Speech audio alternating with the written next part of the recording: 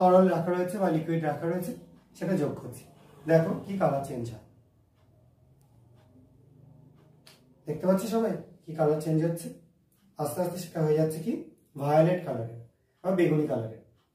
এই যে ভায়োলেট বা বেগুনি কালারটা তৈরি হলো, এবার সেটার মধ্যে থেকে যদি আমরা কিছুটা পরিমাণ সংগ্রহ করে নিয়ে আলাদা জায়গাতে তার মধ্যে অন্য আর একটা তরল মিশিয়ে দিই, এই যে পাশে যে তরল রয়েছে সেটা মেশাই, দেখবে সেখানে আবার কালার কিছুটা চেঞ্জ হয়ে যাবে। একটা বিকারের মধ্যে আমি কিছুটা নিয়ে নিচ্ছি, এখান থেকে দেখতে পাচ্ছ নিয়ে নিয়েছি। এবার এর মধ্যে আমি যোগ করে দিচ্ছি এই সাদা বর্ণের তরলটা। দেখো পুরো রংটা আস্তে আস্তে বর্ণহীন হয়ে গেল। তো এই জিনিসটা কেন হলো এটাই এবার বোঝাবো আমি। আমরা প্রথম এখানে ডিস্টিল ওয়াটারটা নেওয়ার পর তার মধ্যে যে লবণটা যোগ করেছিলাম সেটা হচ্ছে সোডিয়াম সালফাইড।